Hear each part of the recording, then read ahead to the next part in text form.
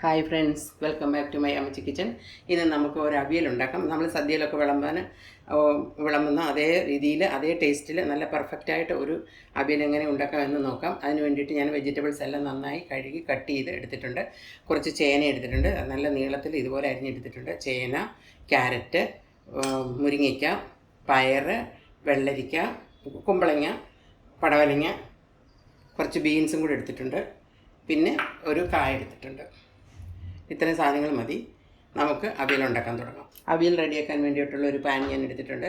അതിലേക്ക് നമുക്ക് ആദ്യം തന്നെ കുറച്ച് വെളിച്ചെണ്ണ ഒഴിച്ചു കൊടുക്കാം. കാരണം വെളിച്ചെണ്ണ ഒഴിച്ചു കൊടുത്താൽ ആ പാത്രത്തിലൊക്കെ ഒന്ന് പെരണ്ടെങ്കിൽ അത് അടുക്കി പിടിക്കായിരിക്കും. അതുകൊണ്ട് ഒരു അല്പം വെളിച്ചെണ്ണ ഒഴിച്ചു കൊടുത്തിട്ടുണ്ട്. വെളിച്ചെണ്ണയിലേക്ക് നമ്മൾ എടുത്തു വെച്ചിരിക്കുന്ന ചേന ഇട്ട് കൊടുക്കാം. ചേന, ക്യാരറ്റ്, ബീൻസ്, വെജിറ്റബിളൊക്കെ നമുക്ക് നമ്മുടെ ആവശ്യത്തിന് എടുക്കണം. അതനുസരിച്ച് കുമ്പളങ്ങ, പയറ്, പടവലങ്ങ, പിന്നെ കുറച്ച് മുരിങ്ങയ്ക്ക. ഇനി നമുക്ക് ഇതിലേക്ക് ആവശ്യത്തിന് മഞ്ഞൾപ്പൊടി ചേർത്ത് കൊടുക്കാം.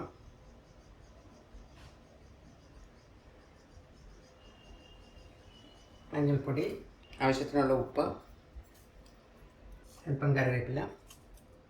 ഇനിയും കുറച്ച് വെള്ളം ഒഴിച്ചു കൊടുക്കാം. വെള്ളം തീരെ കുറവ് മതി. ഞാനിവിടെ ഒരു അരക്കപ്പ് വെള്ളമാണ് എടുത്തിരിക്കുന്നത്.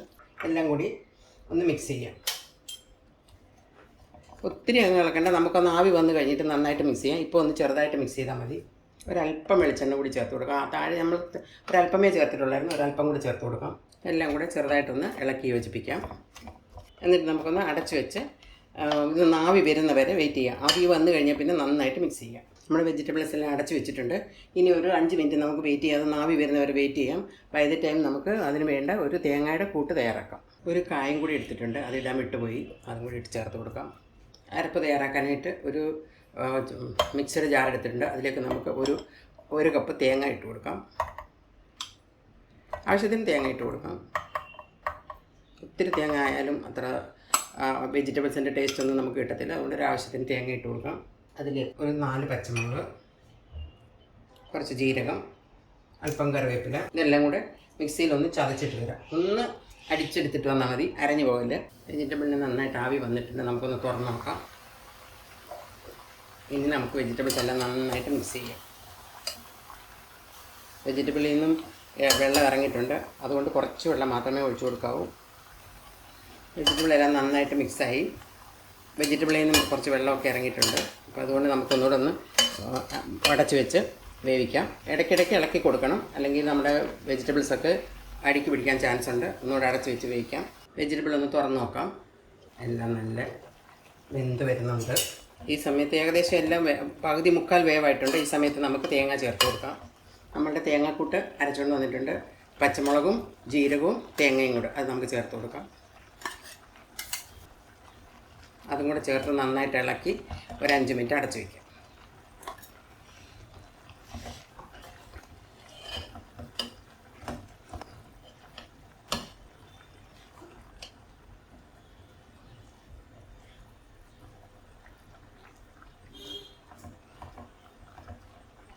അരപ്പൊക്കെ നന്നായിട്ട് മിക്സായി.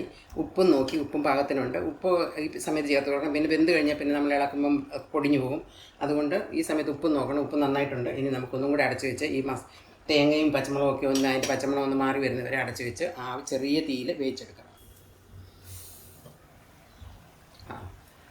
നല്ല പാകത്തിനായിട്ടുണ്ട്. ഇനി നമുക്ക് വേണ്ടത് ഇതിലേക്കുള്ള തൈരാണ്. തൈര് പുളിക്ക് വേണ്ടിയിട്ട് എന്തെങ്കിലും തൈര് ആണെങ്കിൽ തൈര്, ഇല്ലെങ്കിൽ വാളംപുളി പിഴിഞ്ഞ് ഒഴിക്കുക. ഞാനിവിടെ തൈരാണ് ചേർക്കുന്നത്. ഒരു 3 സ്പൂൺ തൈര് എടുത്തിട്ടുണ്ട്. നന്നായിട്ടൊന്ന് ഉടച്ചിട്ട് ചേർത്ത് കൊടുക്കാം. തൈരും കൂടി ചേർത്ത് നന്നായിട്ടൊന്ന് മിക്സ് ചെയ്യാം. ഇനിയിപ്പം അധികം ഇളക്കരുത്. നല്ല പതുക്കെ ഇളക്കണം. അല്ലെങ്കിൽ നമ്മൾ കുഴച്ചിളക്കിയെങ്കിൽ നമ്മുടെ കഷ്ണങ്ങളെല്ലാം ഉടഞ്ഞു പോകും. ഇതിപ്പം നല്ല പാകത്തിനായിട്ടുണ്ട്. നമ്മുടെ അവിയൽ അങ്ങനെ റെഡി ആയിട്ടുണ്ട്. ഇനി നമുക്ക് വെളിച്ചെണ്ണയാണ് വേണ്ടത്. ഒരു 2 സ്പൂൺ വെളിച്ചെണ്ണ ഒഴിച്ചു കൊടുക്കാം. ആവശ്യത്തിന് കറിവേപ്പിലയും കൂടി ഇട്ടിട്ട് ഒരു 5 മിനിറ്റ് ഒന്ന് കറിവേപ്പിലയും ചേർത്ത് വെളിച്ചെണ്ണയും ചേർത്ത് നമുക്കൊന്ന് ഒരു 5 മിനിറ്റ് ഒന്ന് അടച്ചു വയ്ക്കാം. അതെല്ലാം അതിലൊന്ന് നന്നായിട്ട് പിടിക്കിട്ട് പിന്നെ നമുക്ക് ഇളക്കി എടുക്കാം. നമ്മുടെ അവിയൽ ഇവിടെ റെഡി ആയിട്ടുണ്ട്. ഒട്ടും ഉടഞ്ഞു പോകാതെ നല്ല പെർഫെക്റ്റ് ആയിട്ട് വന്നിട്ടുണ്ട്. എല്ലാവരും ഇങ്ങനെ ഒന്ന് ഉണ്ടാക്കി നോക്കണം. ഈ വീഡിയോ ഇഷ്ടപ്പെട്ടാൽ ലൈക്ക് ചെയ്യണം, കമൻറ്റ് ചെയ്യണം, മറ്റുള്ളവരിലേക്ക് ഷെയർ ചെയ്യാനും മറക്കരുത്. ഇനി ഒരു പുതിയ വീഡിയോയുമായി കാണുന്നവരെ bye, take care, thanks for watching.